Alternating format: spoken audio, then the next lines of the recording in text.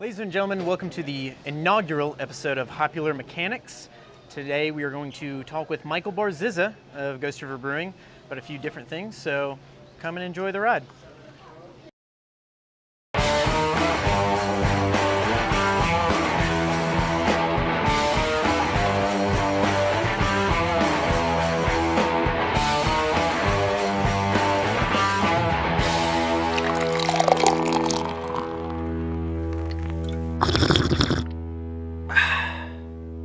Today, we have one of my best friends, best beer reps, Mr. Michael Barzizza of Ghost River Brewing. How's it going, Michael? Doing well, Taylor. Cheers to you. Cheers to you, friend. Let's, That's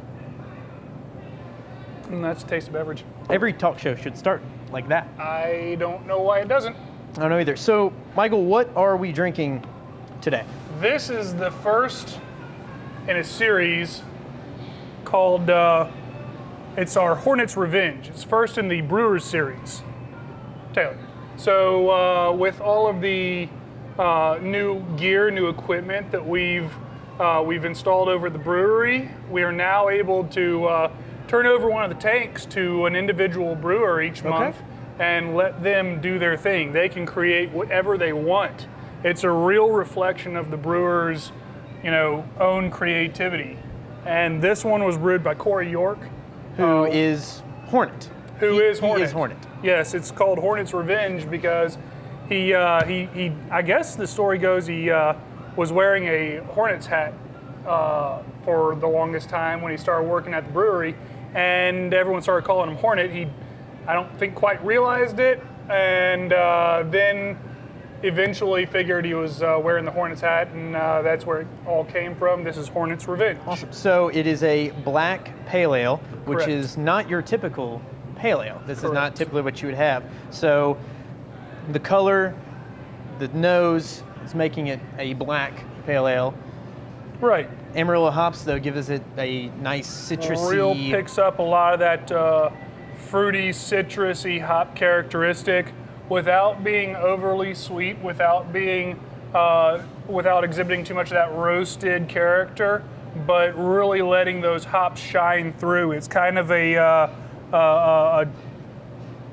little trick that he pulls with the brewing process and being able to create a nice hop-forward beer, just to touch that malts to balance it out, but ultimately a pale ale without being pale. That's a mighty fine beer. And this will be going on for the foreseeable future? No. I mean, as far as the Brewers series. The Brewers series. The Brewers series, yes, for the foreseeable future. The Hornets Revenge, they're brewing it in 25 barrel batches, so it's just giving the brewers that opportunity to try some new fun stuff. We've got right now the Hornets Revenge. The next in line is Tyler's Berliner Weiss. Ooh. And Jimmy is doing a Grotzer that we got to check out the other day, and it's awesome. I cannot wait. For the May month. Okay, very Yes. cool. And this is not only the newest thing, there's a next step for Ghost River in new packaging Yes. products. Third package coming out in April. Yes. Our seasonal rotating bottle will be out in April. Fantastic. So it'll kick off with our honey wheat. Okay. Which you guys did locally- last year. Right. Draft only. Okay. We tried it out last year. It was a hit. People loved it. And it's a American style wheat, local honey, and sweet orange peel. Ooh. So great summer hot weather style beer. Beautiful citrus characteristics to it. The honey doesn't really impart much sweetness, but you get that really nice floral character. Nice balance into the beer. Yes. Fantastic. Yes. So when can we expect to see that? April. April. Yep. Fantastic. Fantastic. Yep. Now, something I want to talk about, non-Ghost River related, this is kind of harkening back to your Southwestern days, Southwestern craft distributor here in town. You sold Stone Pale Ale. Mm-hmm. And one of my favorites. One of your favorites, one of the favorites of many craft beer drinkers, I would say, changed a lot of people, got a lot of people going to it. Stone just announced they are discontinuing Pale Ale after since 1996 when they were brewing it in Greg Cook's rental condo, as they said. Yep. So they're going away with it. However, And 1,000 empty pint glasses cried out. hold on. Stone Pale Ale 2.0, Yes. a redux of the original. Why is it so important that Pale Ale is going away, but yet they're coming out 2.0? Why is that beer so important? Well, it was their flagship beer. I mean, from you can't get rid of it, but it's not going to get better unless it is allowed to grow, I guess. You know, I can't speak for the brewery or anything, but I love it. Right. I love that they're taking their go-to, their first love, and making it better. Do you think that that the beer market in America has just gone past that idea of a pale ale, and that it needs to be more? Maybe. I mean, With so many new breweries, there's coming out and new beers and different things, and yeah. just needs to happen an evolution of sorts. 10 years ago, For the pale beer. ales were the hoppiest thing out there, really. I mean, it was big time Sierra Nevada Pale Ale and the Stone Pale Ales, and that was, the for me, my first introduction into what hops was a pale ale. Right. And as the craft beer consumers became more numerous, as we all started seeking out more exotic flavors, IPAs hit the scene, and that really raised the bar for people that really were enjoying that flavor of hops. And I don't know, maybe it just was the natural progression of things to go towards something a little more intense. Do you think this is the first step in some of those breweries? Your Class of '88, your Rogue, North Coast, Goose Island, those kind of guys. Do you see this happening, where some beers may go away, or beers may change? Do you see that happening with I think anyone? there's going to be a lot more evolution in styles of beer and beers that have been produced for years and years and years. You know, it's the natural evolution of things. Yep. Things will change. In order to keep them relevant, got to reinvent them. Okay. So I think we're going to see a lot more. I wouldn't new be surprised. takes I wouldn't be surprised. on beers, on old favorites. Okay, so now we're going to do a fun little segment called Hopstradamus, where we will make a prediction about beer. Can be any beer, any type of beer. Give us a prediction for something that will happen with beer in, say, the next 5 years. The next 5 years, God. For the Next longest year if it's time, easier. Next year if it's Well, easier. no, the next 5 years would probably be easier. For the longest time, I thought that a lot of the macro breweries, the big breweries that have been around for decades and decades and decades beyond the craft beer movement, the big three really, I wouldn't be surprised if we saw some more traditionally stylized beers that were branded as those big names. Really?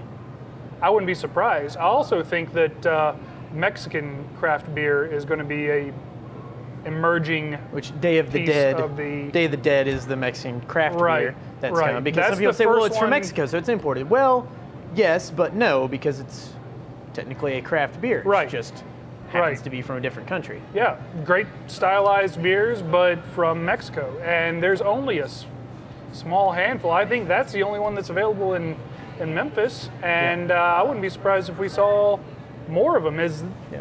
quickly as the craft beer scene is growing, there's no end in sight. And the United States is really, really taken the reins of this industry more so than our, predecessors over in Europe, I think. Right. And I think a lot of breweries in other parts of the world are starting to look towards the United States. And it only makes sense that our neighbors to the south, Sure. say, yeah, let's do it. Jump on that.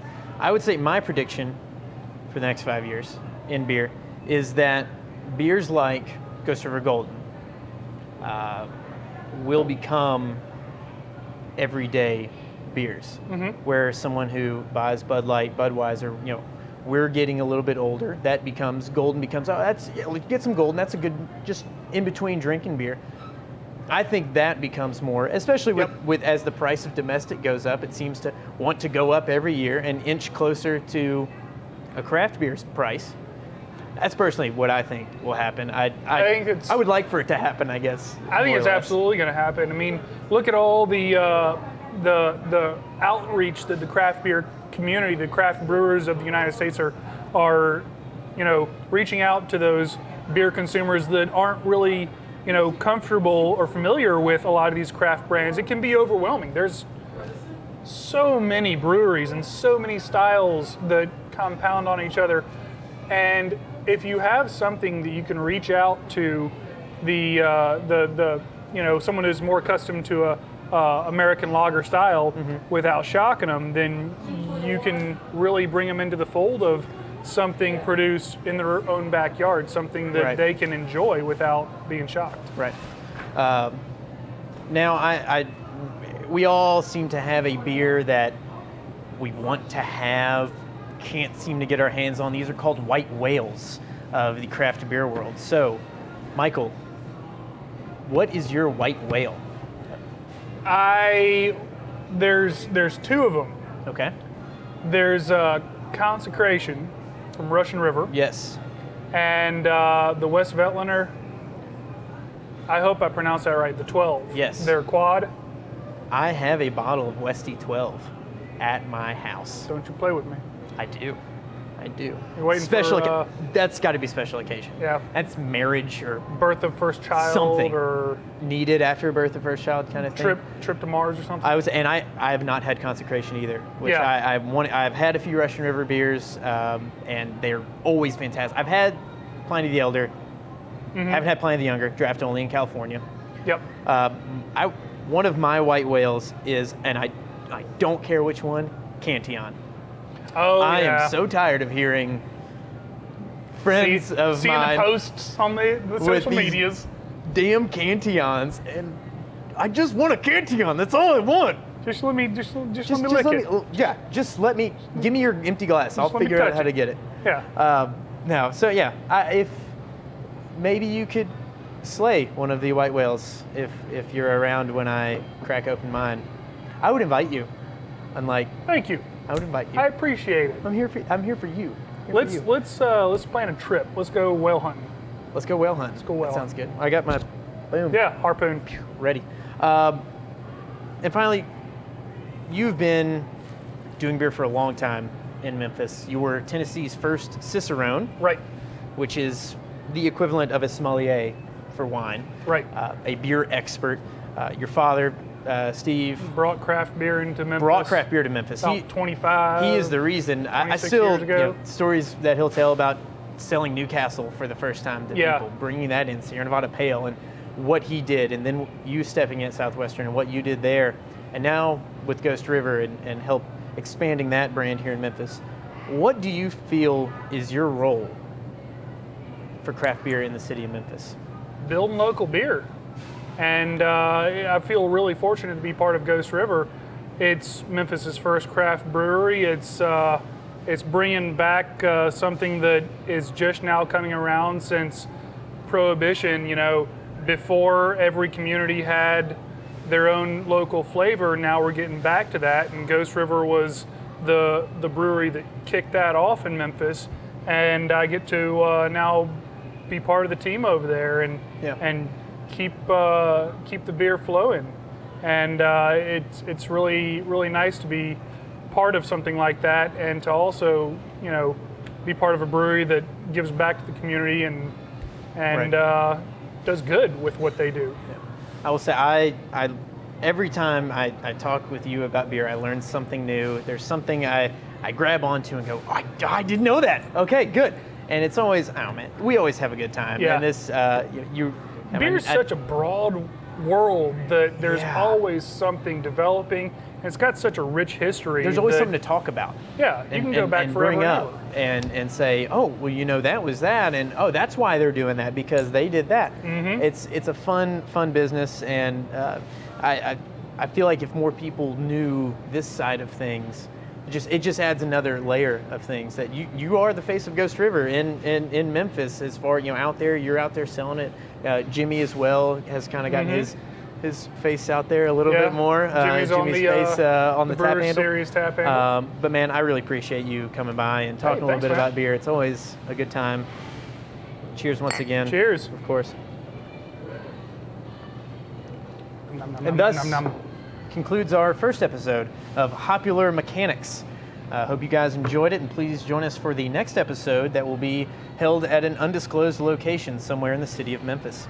Cheers.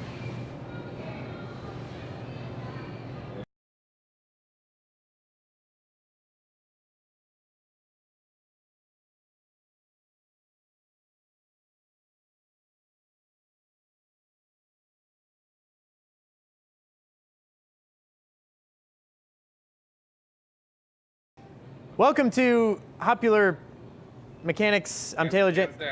I don't know what, I've never done this. What do I do? Okay, I got this. Welcome to Hopular Mechanics. I am Taylor James. Welcome to our first episode. We're going to talk about beer. Beer! I'm sorry.